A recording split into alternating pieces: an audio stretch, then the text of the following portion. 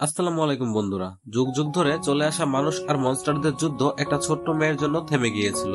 মেয়েটা তার বুদ্ধি আর সাহসিকতার মাধ্যমে মনস্টারদের পুরো ইতিহাস বদলে দিয়েছিল।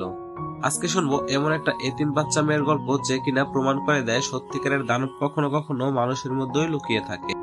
গল্পের শুরুতে আমরা একজন লোককে দেখতে পাই যে কিনা প্রায় সমুদ্রের মাঝে ডুবে যাচ্ছিল। আসলে সে সমুদ্রের বিশাল একটা দানবীয় সি মনস্টারের আক্রমণের শিকার হয়েছিল।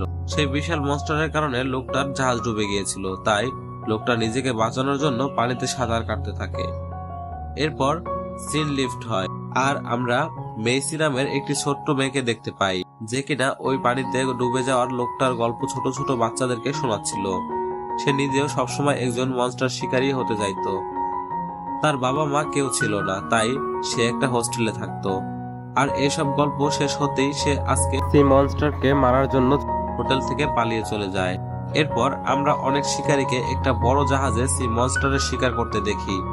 সেই সমুদ্রের দানবটা ছিল অনেক শক্তিশালী, তাই শিকারীদের তাকে মারতে এবং তার সঙ্গে লড়াই করতে বেশ কষ্ট হচ্ছিল। কিন্তু সাহসী শিকারীরা তো কখনো হাল ছাড়ে না, তাই তারা লড়তেই থাকে। এবং এই সময় জ্যাকের নামের একটি শিকারী পানিতে পড়ে যায়, কিন্তু সেও খুবই চালাক ছিল। দেখা যায় সে দ্রুত মনস্টারের উপরে উঠে যায়, তাকে নিজের নিয়ন্ত্রণে নিয়ে আসে। এরপর শিপের ক্যাপ্টেন ক্রিস্টিয়ান মগ এই সুযোগে তলোয়ার দিয়ে মনস্টারকে মেরে ফেলে, তার শিং কেটে ফেলে, যেটা সে প্রমাণ হিসেবে রাজাকে দেখিয়ে পুরস্কার নিতে চাইতো। এই কারণে তারা এখন শহরের দিকে ফিরে যেতে থাকে, কিন্তু আসল মনস্টার ধরা তো এখনো বাকি ছিল। তাই খুব শীঘ্রই আবারও তাদেরকে ফিরে আসতে হবে সবচেয়ে ভয়ঙ্কর সেই রেড মনস্টারকে শিকার করার জন্য। ফিরে যাবার আগে ক্যাপ্টেন জাপকে একটা বই দিয়ে দেয় এবং বলে যে এই বইতে যারা এই মনস্টারদের মেরেছে তাদের নিজেদের গল্প এই বইতে লেখা আছে। তিনি বললেন, আমি যে যখন রেড মনস্টারকে শেষ করব তখন আমার গল্প এই বইতে লেখা হবে। এরপর এই বইটা তোমার হয়ে যাবে, কারণ তখন আমি আর থাকবো না।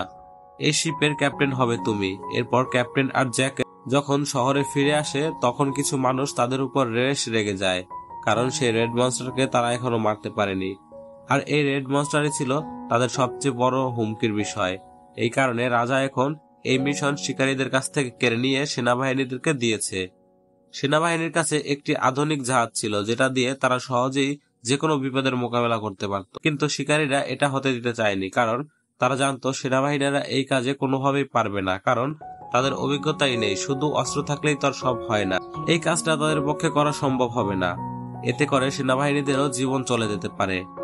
এদিকে রানী ক্যাপ্টেনের কথা শুনতে নারাজ ছিলেন যখন জ্যাকো রানীর সঙ্গে একটা চুক্তি করে, আর সে বলে যে দুই দলকে মিশনে যেতে দেওয়া হবে। হোক যদি শিকারীরা হেরে যায় তাহলে তারা আর কখনোই শিকারে যাবে না। জ্যাকবের এই প্রস্তাবটা রানী অনেক ভালো লাগে, তাই সঙ্গে সঙ্গে তিনি এই প্রস্তাবে রাজি হয়ে যায়। এরপর দুইটা জাহাজ তাদের মিশনে রওনা হয়। এদিকে মেসি আবার লুকিয়ে লুকিয়ে শিকারীদের জাহাজে উঠে পড়েছিল। কিছুক্ষণের মধ্যেই সে জ্যাকবের হাতে ধরা পড়ে যায়। জ্যাকব তাকে দেখে অবাক হয়ে যায়, কারণ তার সাথে একবার মেসির দেখা হয়েছিল।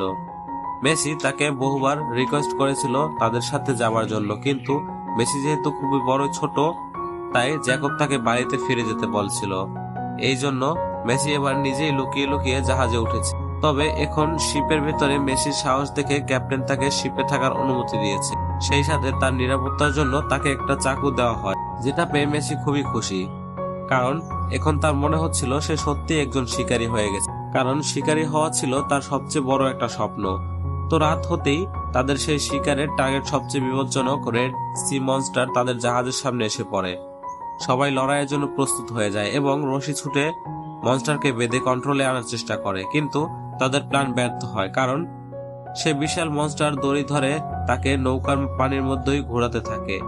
এসব কিছু দেখে মেসি সেই রশিটা কেটে দেয়, যার ফলে শিপটা আবারও মুক্ত হয়ে যায়। কিন্তু তখনই এক ধাক্কায় সে আর জ্যাকব দুজনেই পানিতে পড়ে যায়। তারা একেবারে সি মনস্টারের সামনে এসে পড়ে, কিন্তু অদ্ভুত ব্যাপার হচ্ছে মনস্টার তাদের দুজনকে কিছুই বলে না। আর যখন তারা উপরে উঠে আসে তখন ক্যাপ্টেন মেসিকে মারতে যাচ্ছিল, কারণ তার জন্যই তাদের এই মিশন সম্পন্ন হয়নি।